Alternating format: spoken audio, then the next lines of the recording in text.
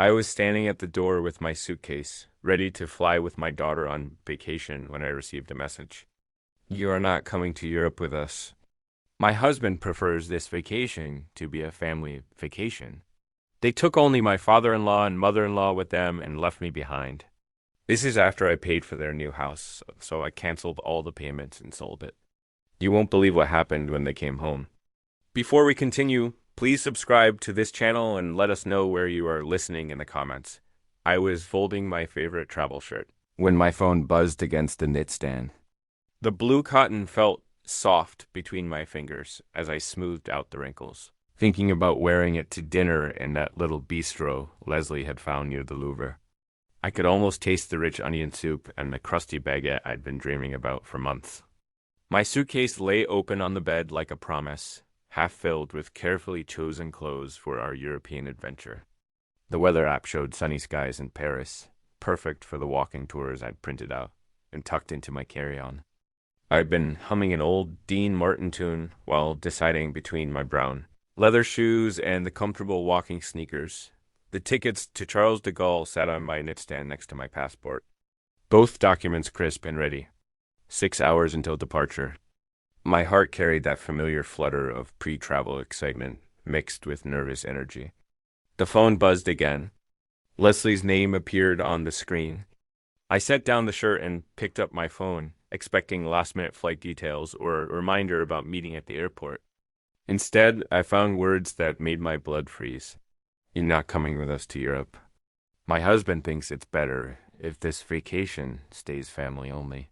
I read it once, then twice, then a third time, my thumb hovering over the screen like it might change the message if I waited long enough. The sweater I'd been about to fold remained suspended in my hands as my mind struggled to process what I was seeing. Family only. The phrase repeated itself in my head like a broken record. I was her father. I had planned this trip. I had bought the tickets, researched the restaurants, and mapped out the itinerary during countless late-night planning sessions. What did family only mean when you were talking to your own father? I sat down heavily on the edge of the bed, the suitcase still gaping open beside me. My hands trembled slightly as I typed back the only response I could manage. Okay.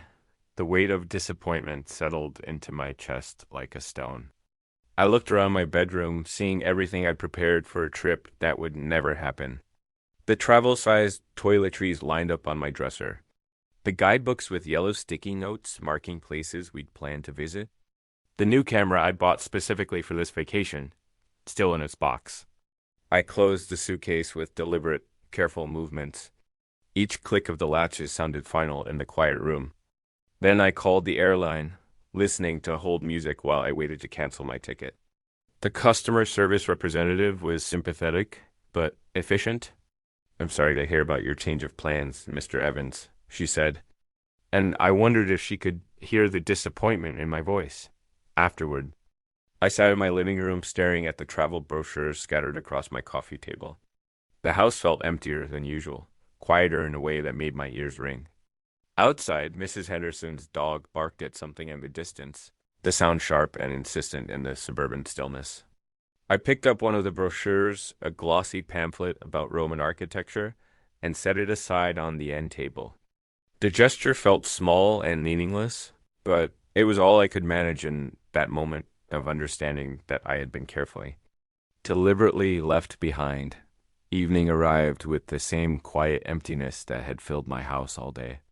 I'd moved through the hours like a ghost, leaving my dinner dishes in the sink instead of washing them immediately, like I always did. The packed suitcase still sat by my bedroom door, a constant reminder of plans that would never unfold.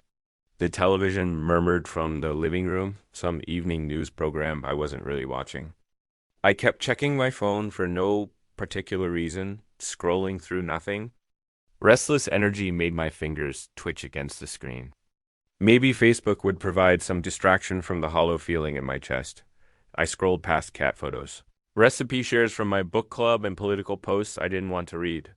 The familiar blue glow of the screen was oddly comforting in the growing darkness of my living room. Then I saw it. Ted's parents standing in front of the Eiffel Tower, both of them grinning at the camera with that satisfied look of tourists who'd found the perfect photo opportunity. The caption read, "Beginning of the best family vacation ever." The timestamp showed it was posted 2 hours ago. My thumb froze above the screen. Maybe they'd taken a separate trip. Maybe this was an old photo they just decided to share. My heart began beating faster as I clicked on the profile to see more photos. There it was. Same location, same time. But this photo included 4 people. Ked's parents, Ted and Leslie, all of them clustered together in front of a Parisian cafe, wine glasses on the table behind them. Leslie's caption made my stomach drop. So grateful for her family time in a city of light. I counted the faces in the photo with trembling fingers. 1, 2, 3, 4. The word family burned in my mind like a brand. I set the phone down on the coffee table, its screen still glowing with their happy faces. I stood up and paced to the kitchen window, looking out at my neighbor's house where warm lights spilled from the windows. Families together for the evening. The betrayal hit me in waves, each one stronger than the last.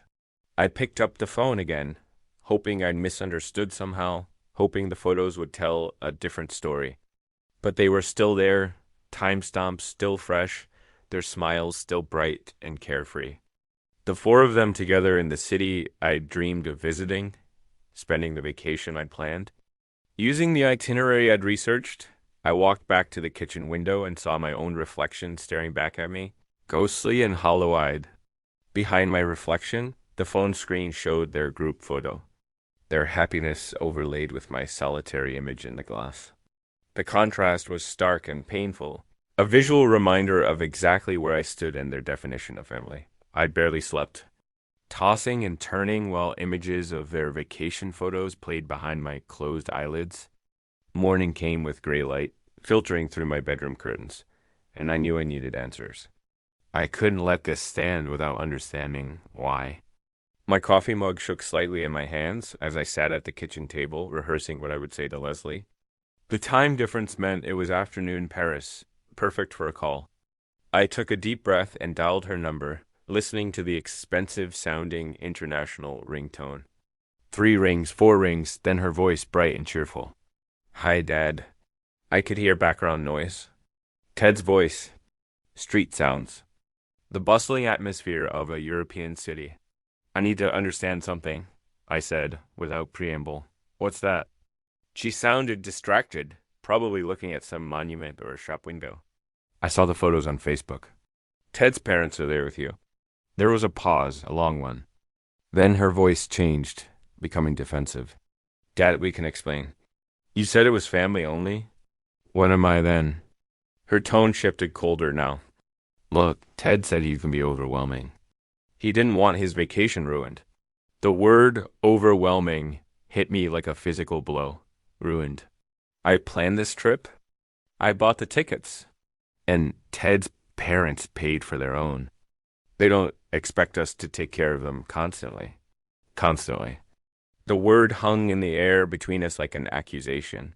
"I supported you both when that was your choice," she interrupted. "We never asked for a guilt trip." I could hear Ted laughing in the background about something else entirely, his voice carefree and oblivious to our conversation. The sound made my jaw clench. "Honestly, Dad," Leslie continued, her voice hardening with each word. "Ted was right. You're too needy." The phone felt heavy in my hand. "I understand. Good. We'll talk when we get back." "Understood." I hung up without saying goodbye. I set the phone down with deliberate care, the word needy echoing in my mind like a curse. I walked to my office, drawn by some instinct I couldn't name. The walls were covered with family photos. Me teaching Leslie to ride a bike. Her graduation from college. Her wedding day where I'd walked her down the aisle with tears of pride in my eyes. My hands slowly clenched into fists as I stared at these images of a relationship I'd apparently misunderstood completely. In one photo, I was holding baby Leslie, both of us smiling at the camera. My reflection in the glass showed an older man, harder now, with something cold growing behind his eyes. I reached out and straightened the photo frame with careful, precise movements. The small action felt significant somehow, like I was adjusting more than just a quick picture. I remained in my office after the call, surrounded by the evidence of what I thought was love, but was apparently just usefulness. Each photo on the wall told a story I was only now beginning to understand properly. The wedding photo where I walked Leslie down the aisle. I'd paid $35,000 for that day. Every detail perfect because I wanted her to be happy. The college graduation picture, I'd covered her student loans when Ted couldn't find work after his own graduation.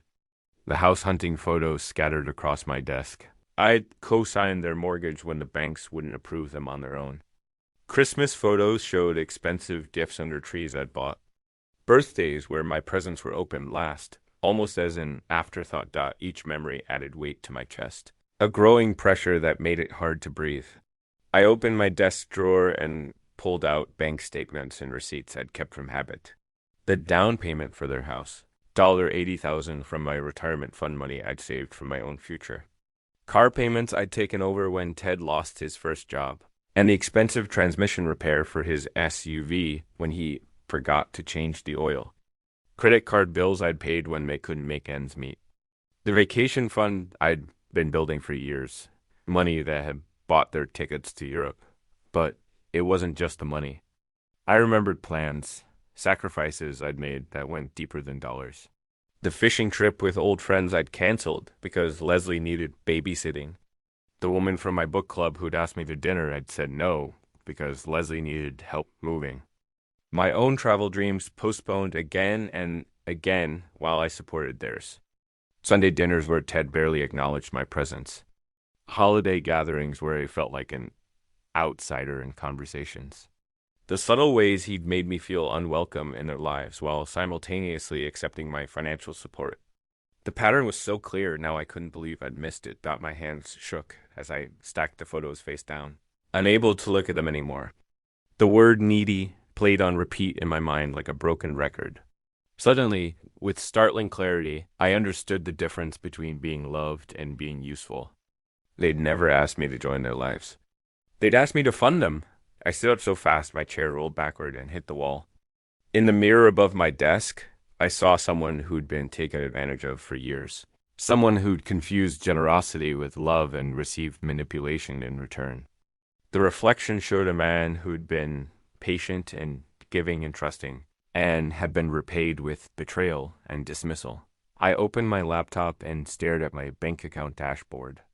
The cursor hovering over the authorized users section where both Leslie and Ted had access to my accounts. My finger trembled above the trackpad, one click away from changing everything, but I closed the laptop without clicking. The action suspended, tension building like a storm gathering strength. Some decisions required more than impulse. Some decisions required planning. I sat in the heavy silence of my office. The laptop closed before me like a door I wasn't ready to open yet. The weight of years of manipulation pressed down on my shoulders, and I found myself staring at the family photos I'd turned face down. The quiet house seemed to hold its breath around me. Then my phone cut through the silence with that familiar ping of my banking app. I almost ignored it, expecting another routine spam notification about credit monitoring or promotional offers. But something made me pick it up. Maybe just the need for any distraction from the dark thoughts circling in my mind. The screen showed, account alert, transaction processed. I opened the banking app with my fingerprint, half expecting to see my monthly utility bill or grocery store charge. Instead, the transaction details loaded like a punch to the gut. 7:45 p.m., Le Bavard Restaurant, Paris, France. The timestamp showed 2 hours ago, right around their lunchtime in Paris. My mind connected the dots with painful clarity. Leslie had used my authorized user card. I'd given her emergency access years ago when she was struggling to build credit, back when I thought I was helping her become financially independent. The irony burned in my chest. They'd exclude me from their family vacation, but were using my money to pay for their fancy Parisian meals. I scrolled through recent transactions with growing disbelief. Hotel charges, shopping boutiques, tourist attractions, all on my card. All while Ted's parents supposedly paid their own way and didn't expect us to take care of them constantly. I stood up. pacing around my office with the phone clutched in my hand. Every family photo on the wall looked different now, like evidence in a case I was finally beginning to understand. The phrase, "this is my chance," formed in my mind, clear and certain. I opened the card management section of the app, navigating to authorized users. Leslie's name sat there in black digital letters, representing years of financial access I'd granted out of love and received. Manipulation in return. Another notification pinged on my screen. 85 euros at Boutique Chic, Paris. She was shopping while I sat alone in my house, processing their betrayal. That decided it for me. My finger hovered over the remove user button for just a moment. Years of being the supportive father warred with the growing certainty that support and exploitation were different things. The confirmation screen appeared. Are you sure? This action cannot be undone. I selected yes. Remove immediately. The screen confirmed. Authorized user access revoked. I felt my first taste of real control in years. A sensation both foreign and satisfying. I set the phone down on my desk with deliberate care, looking at my reflection in the dark computer screen. For the first time in days, a small smile crossed my face. I walked to my kitchen to make coffee, my movements more purposeful than they'd been since receiving that first devastating text. The coffee maker gurgled to life, and through my window, I could hear my neighbor's lawnmower starting up. Ordinary life continuing while my quiet revolution began. The next morning found me at my kitchen table, actually enjoying my coffee for the first time in days. The morning paper lay spread before me, and I was reading about local high school graduations when my phone rang with aggressive persistence. The international number was one I recognized, and I checked the time. 9 a.m. here, which meant 4 p.m. in Paris. I let it ring twice before answering. No longer eager to please or worried about missing their call. "Good morning to you too, Leslie," I said, hearing her sharp intake of breath on the other end. "Dad, what did you do to the card?" Her voice was immediately demanding. No pleasantries or concern for how I was doing. "I removed your access to my account." "Don't give me that." I tried to pay for lunch and it was declined in front of Ked's parents. The shrillness in her voice could have cut glass. The waiter had to come back 3 times. It was humiliating. "That must have been embarrassing," I replied, taking another sip of my coffee. "Embarrassing?" "It was mortifying." "You can't do that." "I need that card." "For what?" "I thought you didn't need me taking care of you constantly." "That's completely different." Her voice was getting higher with each word. "Is it?" There was a pause, and I could hear muffled conversation in the background before she came back with venom in her voice. "You fix this right now, or there will be consequences." "What kind of consequences?" "Ted and I have been talking. When we get back, we're looking into care facilities." My coffee cup paused halfway to my lips. "Care facilities?" "You're getting older, Dad. You obviously can't handle your finances responsibly." The cruelty in her tone was breathtaking. "We'll sell your house to pay for it." "You don't need all that space anyway." I heard Ted's voice in the background. "Tell him it's for his own good." "Ted says it's for your own good." I sat in long silence, processing these threats. They wanted to institutionalize me and sell my home because I'd stopped funding their vacation spending. The audacity was staggering. "Dad, are you listening?" "Restore my card access." I heard every word. "Good. So you'll fix it?" "No." "What do you mean, no?" "I mean, no." "Enjoy the rest of your family vacation." "Dad, don't you dare." I hung up and set the phone face down on the table. My hands were steady as I took a long sip of coffee, looking out my kitchen window at my well-maintained yard. This house I'd lived in for 30 years, paid off in full with my name alone deed. The house they thought they could sell to warehouse me somewhere convenient. I stood up with new purpose, leaving my coffee unfinished, and walked toward my home office with determined steps. There was work to be done. I pulled my house deed from the filing cabinet, spreading it across my desk like a battle plan, but it wasn't my own deed I was studying. It was the second property document, the one for Leslie and Ted's house on Maple Street. My name alone on the title, just as it had been since I bought it for them. I remembered the conversation 2 years ago. Just for the mortgage approval, sweetie. We'll transfer it to our names once everything's settled. They've been too busy with their lives to handle the paperwork, always promising to get around to it next month, next season, next year. I found Martin Chang's business card in my desk drawer. He sold me both properties, a trustworthy man who understood discretion. I grabbed my keys and headed for the door. The drive to his office took me through familiar Davenport streets. Mrs. Henderson waved from her garden as I backed down my driveway.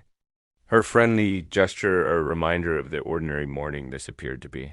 20 minutes later, I parked at Chung Real Estate, housed in a converted Victorian that Martin had restored with obvious care. Martin looked up from his computer as I entered, surprise and pleasure crossing his features. Larry, good to see you. How's retirement treating you? I need to sell the Maple Street property. Quickly. He paused, his experienced eyes reading something in my expression. The house you bought for Leslie. Is everything all right? Everything's fine. I just need it sold.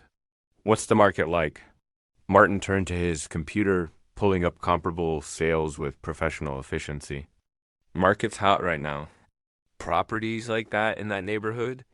$180,000, maybe $190,000. The number hit me with satisfaction.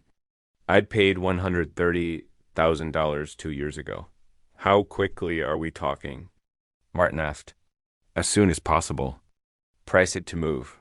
He pulled out listing paperwork and property inspection schedules, his movements practiced and reassuring. We'll need photos, maybe some staging. I could have my team there tomorrow. The house is currently occupied. Oh, will Leslie be handling the showings? Leslie is in Europe. I have keys. Martin looked slightly confused, but professionally accepting. We discussed listing price, commission, closing timelines. I signed the listing agreement, my signature firm and decisive. I'll start marketing immediately, Martin said.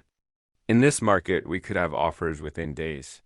We shook hands, and I appreciated his professionalism, the way he asked no unnecessary questions. Walking back to my car, I felt lighter than I had in days. The classical music from my radio filled the silence as I drove slowly through downtown Davenport, seeing my hometown with new eyes. At a red light, a young family crossed the crosswalk, a father carrying a toddler, a mother pushing a stroller. I remembered when Leslie was that age, before everything became about money and manipulation, and what I could provide rather than who I was. I pulled into my driveway and sat for a moment, looking at my mailbox with Evans painted on it in faded letters. The name felt different now, like it meant something again. I walked up my front steps, keys jingling in my hand, a sound that promised more changes were coming. Inside my house, I opened my laptop to find an email notification from the real estate listing service. Property listed successfully appeared on the screen, and I felt a surge of satisfaction seeing those words. But there was more work to be done. I opened a new browser tab and searched Moving Services Davenport, Iowa. Large corporate companies filled the first results, but I scrolled past them looking for something personal and reliable. I found Dan's Honest Moving, a small operation with good reviews. Family owned for 15 years, the kind of business where you talk to the owner, not a call center. I dialed the number, hoping for exactly that. Dan's Moving. This is Dan. The voice was deep, straightforward, no corporate script. I need help moving some belongings tomorrow. It's a time-sensitive situation. What kind of timeline are we talking about? Tomorrow morning, if possible. It's a full house worth of items. Where are we moving from and to? Dan asked. I gave him Leslie's address, explaining that everything needed to go to storage. Storage unit lined up? He asked, and I realized I needed to arrange that too. I can recommend secure storage on Brady Street, Dan continued. Work with them all the time. Want their number?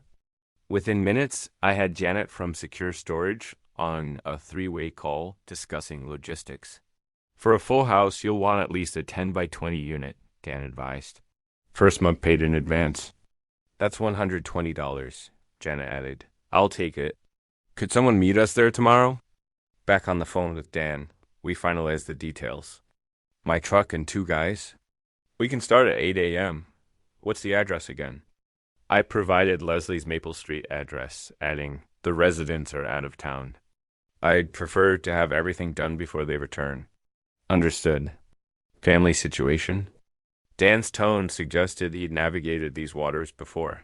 Something like that. Been there myself. We'll be efficient and respectful. After ending the calls and paying for storage online, I made myself dinner with an appetite I hadn't felt in days. I set my alarm for 6:30 a.m., earlier than my usual retirement schedule, and laid out work clothes, my old jeans and boots from my contracting days before. I had become someone who funded other people's dreams instead of pursuing his own. I sat in my living room watching the evening news with different attention. The weather forecast promised clear skies, perfect for moving. Everything was falling into place with a precision that felt both satisfying and inevitable that night.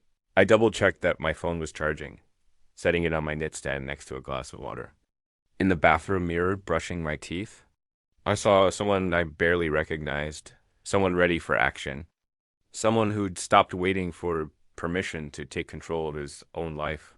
I arrived at the Maple Street property at 7:45 a.m., 15 minutes early, as was my habit. The familiar house looked different to me now. Not my daughter's home, but simply a property that needed to be cleared. Dan's moving truck was already parked outside, engine running, exhaust visible in the crisp morning air. Dan emerged from the cab as I pulled up, a sturdy man in his 50s with the practical demeanor of someone who'd handled countless family situations without judgment. His two crew members, younger guys in matching company shirts, were already unloading equipment with efficient movements. Mr. Evans? Don extended a work-roughened hand. Ready to get started, I unlocked the front door with my spare key. The house silent and empty in a way that felt appropriate. We walked through room by room, Dan assessing furniture and personal items with a professional eye. This is going to take about 3 hours. Maybe 4 with the heavy pieces, he said. Making notes on his clipboard, I pointed out what belonged to Leslie and Ted, which was everything. The expensive sectional sofa I'd bought them last Christmas. Ted's elaborate home office setup with gaming equipment. Leslie's extensive wardrobe that filled 2 walk-in closets. The crew started with boxes from the bedrooms. Wrapping and labeling with systematic care. I insisted on helping, despite Dan's protests about liability. I'm not that old, I told them, earning a grin from one of the younger workers. Soon I was carrying boxes labeled Leslie's books and Ted's sports equipment, feeling a strange satisfaction at seeing their possessions being packed away so methodically. It felt like I was boxing up a life that had been built on false pretenses in their bedroom closet. I found photo albums from their wedding. Flipping through, I noticed I was conspicuously absent from most pictures. Ted's family prominent in every shot, while I appeared in maybe 3 photos, always at the edges. I closed the album and handed it to Dan's crew. Room by room, we cleared out expensive items I'd forgotten I bought them. Designer handbags, electronics, the leather dining set I'd purchased for their first anniversary. My back started to ache, but I pushed through, driven by a purpose I hadn't felt in years. In what would have been a future nursery, I found baby furniture they'd optimistically assembled for grandchildren that never came. For a moment, doubt crept in. Was I being too harsh? Then I found Ted's credit card statements showing luxury purchases while they claimed poverty to me. And the doubt evaporated completely. You okay, Mr. Evans? Dan asked, noticing my pause. Just memories. Keep going. By 11:30 a.m., we finished our final walkthrough of the empty house. Rooms echoed differently now. Afternoon sunlight streaming through bare windows onto vacant floors.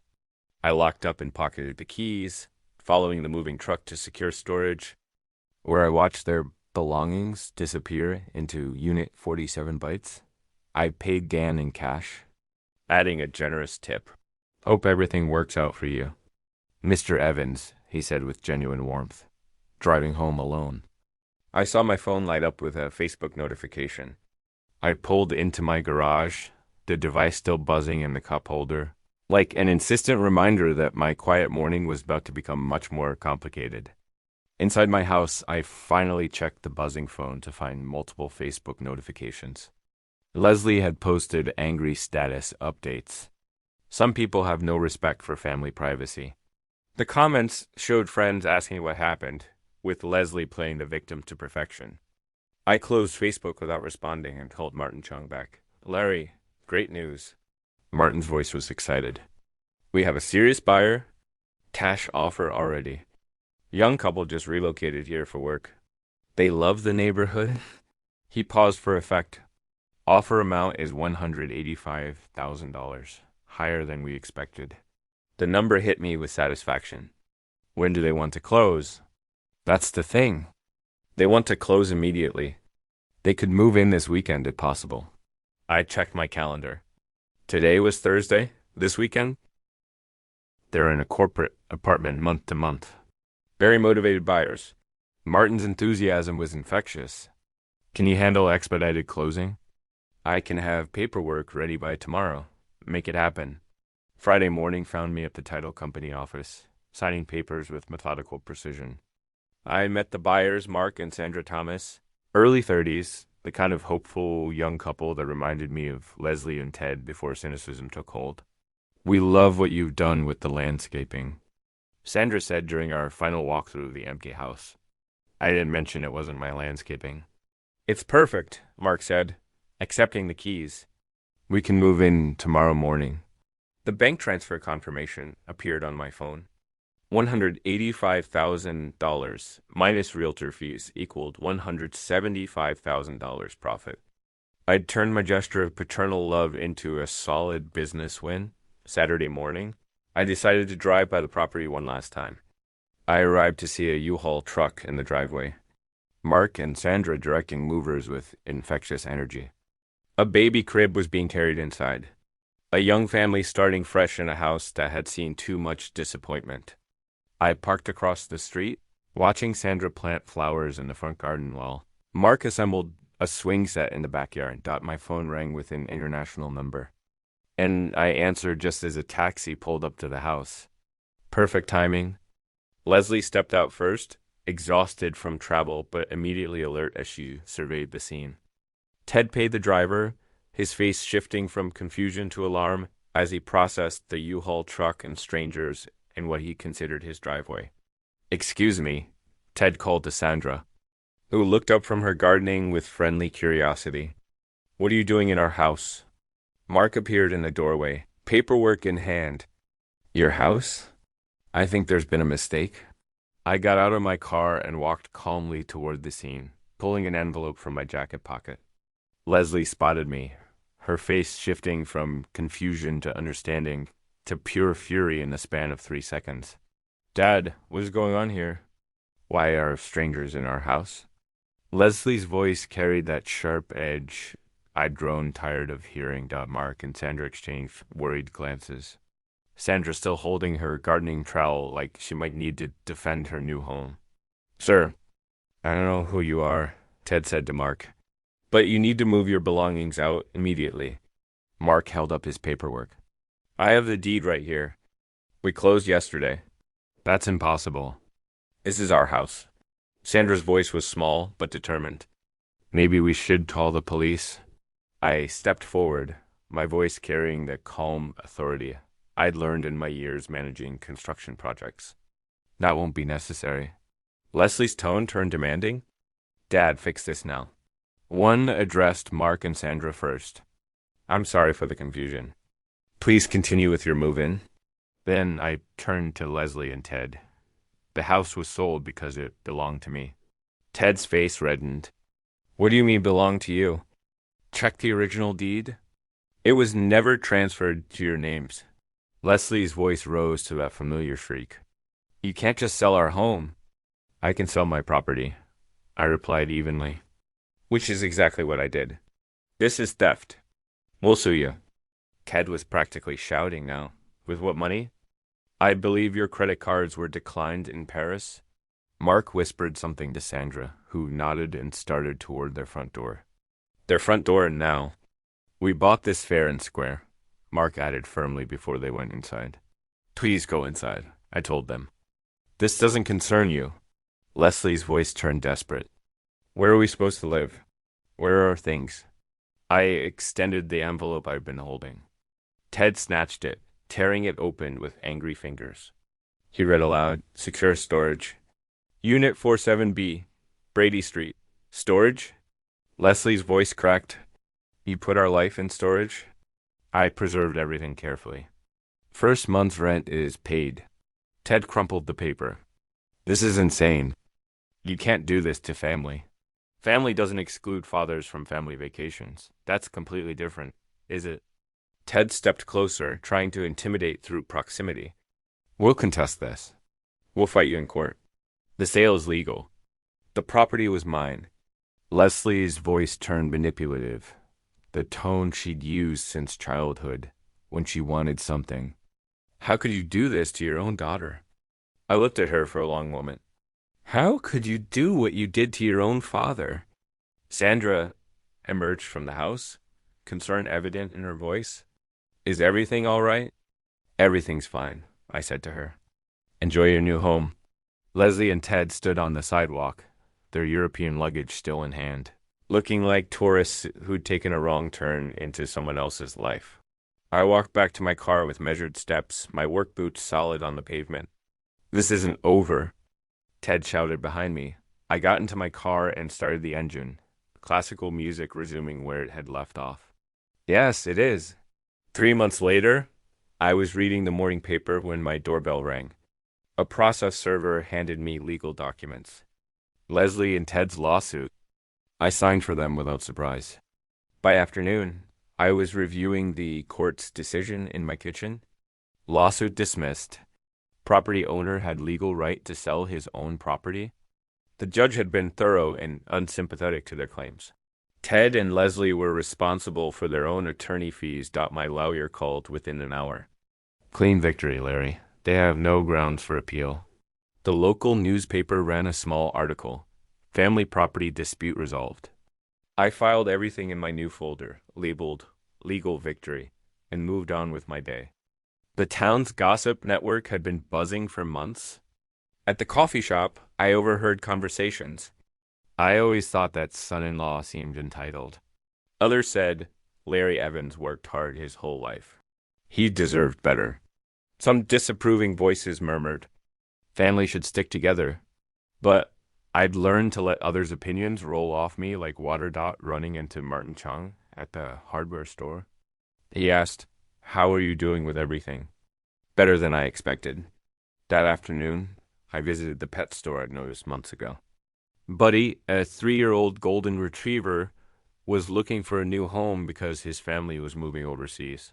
He's been with the family, good with people, loves car rides, the owner explained. I knelt down, and Buddy approached immediately, tail wagging like he'd been waiting specifically for me. The connection was instant. Buddy seemed to understand my loneliness, and I recognized his need for a companion who wouldn't abandon him. An hour later, Buddy was riding shotgun in my car. Head out the window. Both of us heading towards something new. That first night, he slept by my bed, and for the first time in months, neither of us felt alone. With Buddy at my feet, I researched travel trailers online. Best RVs for senior travel led me to articles about freedom and adventure. At RV dealerships, salespeople were eager to help. I test drove a 25T Airstream. Perfect size for one person and a dog who'd claim the passenger seat before we'd even sign papers. I used the trade-in value of my second car plus savings to purchase it outright. Buddy loved RV life immediately. We planned our route. National parks, small towns, places I'd always wanted to see but had postponed for family obligations. The morning we left Davenport, my house was prepared for an extended absence. I'd arranged a mail hold and asked neighbors to watch the property. Loading the trailer, I packed camping gear, Buddy's supplies, and 1 photo album pictures of Leslie as a child before disappointment changed us both. Buddy sensed adventure coming, his excitement infectious as I started the engine and checked the trailer connection. We drove through Davenport one last time, past familiar places that looked smaller now. Passing Maple Street, I saw Mark and Sandra's children playing in the yard. The house finally filled with the joy it was meant to hold. The highway sign read, Colorado, 500 miles. Buddy had his head out the window, my hand steady on the steering wheel. Both of us finally free. The road ahead wasn't just asphalt. It was a blank canvas waiting for me to paint my own future, 1 mile at a time.